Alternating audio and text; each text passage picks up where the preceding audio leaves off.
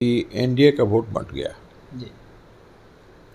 लोजपा के उम्मीदवार थे सुनील पांडे जी और बीजेपी के अपने भी उम्मीदवार थे। तो बीजेपी और लोजपा दोनों के लड़ जाने के कारण माले कुछ वोट से आगे रह गया। जी। इस बार तो हम सब साथ हैं। अब यदि माले सामने है तो इस बार के चुनाव में कोई चुनौती नहीं। देखिए, पुलों का गिरना तो ये सचमुच में बड़ा दुर्भाग्यपूर्ण बात है और जितना समय है, जितना उसका जीवन निर्धारित है, इसके पहले यदि पुल गिर रहे हैं तो ये सचमुच में चिंता का विषय है और इसकी तकनीकी जांच होनी चाहिए और जो भी इसके जिम्मेवार होंगे निश्चित रूप से तो उनके खिलाफ कार्रवाई करनी चाहिए। नमस्कार, स्वागत आपका लाइव बिहार में। मैं आपके साथ है संजीव सिंह। तरारी से 4 बार से विधायक रहे सुनील पांडे अब भारतीय जनता पार्टी में अपने बेटे के साथ शामिल हो रहे हैं। चर्चा है कि तरारी विधानसभा उपचुनाव में सुनील पांडे या उनके बेटे को टिकट मिलेगी। लेकिन दूसरी तरफ अगर बात करें तो सुदामा प्रसाद वहां से भाकपा माले से विधायक थे, लेकिन अब वो सांसद बन गए हैं, जिस कारण बस वो सीट खाली हो गया। ऐसे में अब जो वहाँ का जो चुनाव है, मुकाबला है, वो कितना दिलचस्प होगा, बातचीत करेंगे। हमारे साथ बातचीत करने के लिए बिहार सरकार के पूर्व मंत्री और वर्तमान में भारतीय जनता पार्टी के विधायक हैं अमरेंद्र प्रताप सिंह। बातचीत करेंगे। क्या कहेंगे? सुनील पांडे जी बीजेपी का दामन थाम लिए हैं, लेकिन वो जो सीट है तरारी का, वो भाकपा माले के खाते में। 2020 में सुदामा प्रसाद वहाँ से चुनाव लड़े थे और जीते भी थे और इस बार सांसद बन गए हैं, तो कितनी चुनौती होगी? देखिए, चुनाव तो चुनौतीपूर्ण रहना भी चाहिए जी। क्योंकि जनता का समर्थन जहाँ लाखों लोगों का समर्थन लेना है उसमें से चुनौती तो रहती ही है, हर वक्त रहती है। लेकिन मैं समझता हूँ कि भारतीय जनता पार्टी और एनडीए का उम्मीदवार जी। जनता के बीच में जाएगा और जनता भरपूर समर्थन देगी।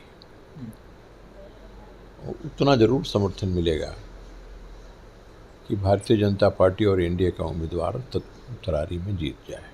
पिछली बार आप लोग की जमानत जब्त हो गई थी वहाँ से, लेकिन सुनील पांडे दूसरे स्थान पे रहे थे। इस बार आए हैं, कितनी मजबूती मिलेगी? साथ ही साथ जैसे ही बीजेपी में शामिल हुए, बाहर पोस्टर लगने लगे, चिपकने लगा कि सुनील पांडे जो है वो अपराधी छवि के लोग हैं, बम ब्लास्ट जोड़ने लगे, ब्रह्मेश्वर मुख्य हत्याकांड से उसका नाम जुड़ने लगा, आरोपी बता रहे हैं, और किसी अज्ञात ने पोस्टर चिपका दिया। इससे राजनीतिक पर क्या असर पड़ेगा? देखिए, पिछली बार बिल्कुल साफ है, स्पष्ट चित्र है कि एनडीए का वोट बंट गया। जी। लोजपा के उम्मीदवार थे सुनील पांडे जी और बीजेपी के अपने भी उम्मीदवार थे। तो बीजेपी और लोजपा दोनों के लड़ जाने के कारण माले कुछ वोट से आगे रह गया। जी। इस बार तो हम सब साथ हैं। अब यदि माले सामने है तो इस बार के चुनाव में कोई चुनौती नहीं। कोई चुनौती नहीं होगी। अच्छा, ये लगातार बिहार में पुल गिरने का सिलसिला जारी है। 1.5 महीने में 1.5 दर्जन से अधिक पुल गिरे हैं। कल ही की घटना है, अगवानी घाट पर जो है तीसरी बार पुल गिरा है। कैसे देखते हैं?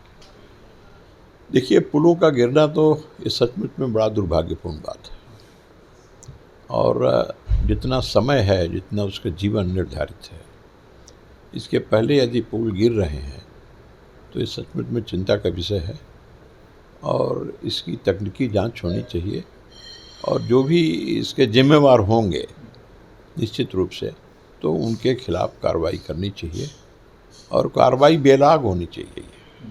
चाहे जिस समय में हुआ उसका निर्माण जिसने भी किया हो तो उसको कानून के दायरे में लाना चाहिए। निर्माण हो ही रहा है। 1700 करोड़ से अधिक का लागत है उस पुल में, मतलब जो योजना है। तीसरी बार वो पुल गिरा है। और वर्तमान में वहाँ जो विधायक हैं संजीव कुमार सिंह, जेडीयू विधायक हैं, वो भी आरोप लगा रहे हैं कि वो कह रहे हैं कि जांच इसकी होनी चाहिए, जो भी दोषी उस पर कार्रवाई होनी चाहिए। देखिए, उसमें हो सकता है ये सब जो तकनीकी गलतियां हैं बार बार हो रही हैं तो इसके कारण भी पुल गिरते हैं और जो कंपनी बना रही होगी, जो जो उसके ठेकेदार होंगे बाकी, और उन लोगों के कारण ऐसा स्वाभाविक रूप से जो प्रश्न उठता है, भ्रष्टाचार भी हो सकता है। तो इन तमाम मामलों को देख करके, जांच करके निश्चित रूप से अगवानी का पुल गिरना ये अच्छी बात नहीं है।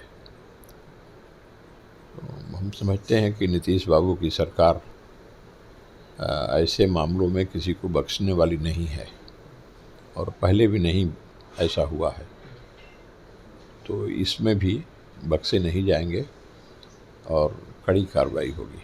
चलिए, बहुत बहुत धन्यवाद। तो हमारे साथ बातचीत कर रहे थे आरा से विधायक अमरेंद्र प्रताप सिंह, जिन्होंने साफ तौर पे कहा कि पिछली बार तरारी विधानसभा जो चुनाव जो हुआ था उसमें एनडीए का वोट जो है वो बट गया था, लेकिन इस बार सुनील पांडे हमारे साथ हैं और मजबूती से हम लोग चुनाव लड़ेंगे और चुनाव जीतेंगे भी। साथ ही साथ बिहार में जिस प्रकार से लगातार पुल गिर रहे उसको लेकर के उन्होंने कहा कि जांच होनी चाहिए और जो भी इसमें दोषी हो उस पर कार्रवाई भी होनी चाहिए। क्या कुछ कर रहे थे, आप भी सुन रहे थे। आप भी अपनी राय प्रतिक्रिया कमेंट बॉक्स के माध्यम से दे सकते हैं। आप देख रहे थे लाइव बिहार।